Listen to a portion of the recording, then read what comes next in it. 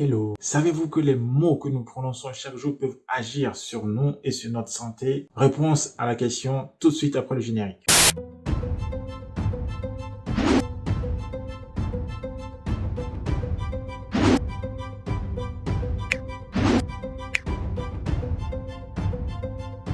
Si vous ne croyez pas au pouvoir des mots, je vous invite à écouter mes propos jusqu'à la fin avant de juger. Pour expliquer le pouvoir des mots, je vais vous raconter une petite histoire. Ça se passe dans une salle de classe, entre un enseignant et un élève. En fait, l'enseignant rentre en classe. Le sujet du jour, c'est le pouvoir des mots. L'enseignant pose la question aux élèves. Il dit, que pensez-vous du pouvoir des mots? Un des élèves lève la main et dit au professeur, écoutez professeur, ce n'est pas parce que je dis bonheur, bonheur que je vais me sentir heureux, ce n'est pas parce que je dis malheur, malheur, malheur en longueur de journée que je vais me sentir malheureux. Et que les mots n'ont aucun pouvoir et qu'ils ne peuvent rien faire contre lui par hasard. L'élève dit ça. Et le prof regarde et écoute attentivement. Il regarde l'élève et dit, taisez-vous, espèce d'idiot, vous êtes incapable de comprendre quoi que ce soit. Et l'élève entend cela, il devient rouge, il change de couleur, il était fâché. Il était prêt à envoyer une partie cinglante à son professeur devant tout le monde. Il était prêt à lui donner un coup cinglant comme Zidane l'avait fait à l'Italien sur le terrain lors du match de la Coupe du Monde.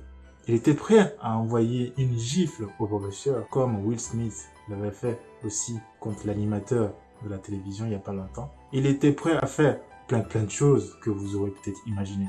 Voyant les émotions à travers le regard de l'élève, le prof reprend et dit « Oh, cher ami, je m'excuse pour les mots que j'ai prononcés. Je ne voulais pas vous faire du mal. Je vous présente mes plus sincères excuses et les plus humbles possibles. » Et l'étudiant est devenu calme. Tout sourire.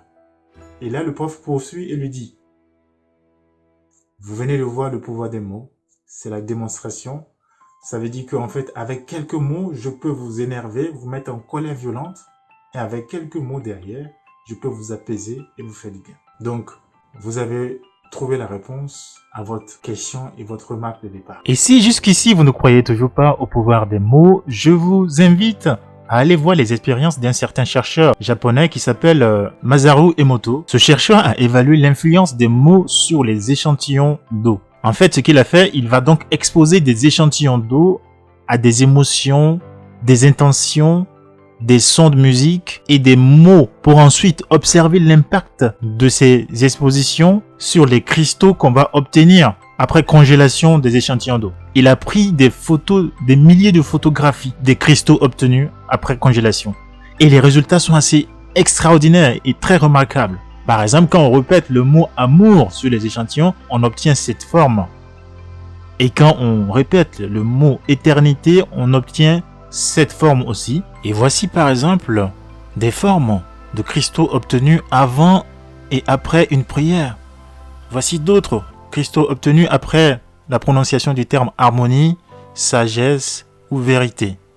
Ou bien des musiques, piano, et nombreuses expressions ont été testées. Bref, si les mots agissent ainsi sur les échantillons d'eau, nous pouvons déduire que les mots peuvent agir sur tous les êtres vivants dont l'organisme est composé d'eau. En effet, par exemple chez l'homme, la quantité moyenne d'eau contenue dans un organisme adulte est de 65%. C'est très important, ce qui correspond à environ 45 litres d'eau pour une personne qui pèse 70 kg. Ainsi donc, l'eau contenue dans votre corps peut réagir différemment aux sons de musique et aux paroles répétées régulièrement. Et rappelez-vous du principe qui dit « Les mots ont le pouvoir de détruire ou de soigner. Lorsqu'ils sont justes et généreux, ils peuvent changer le monde. » C'est vraiment important.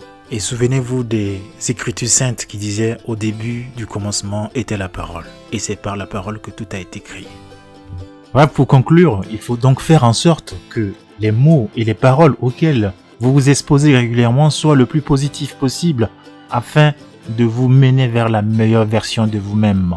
Soyez vous-même et n'oubliez pas de vous abonner si cette vidéo vous a été utile.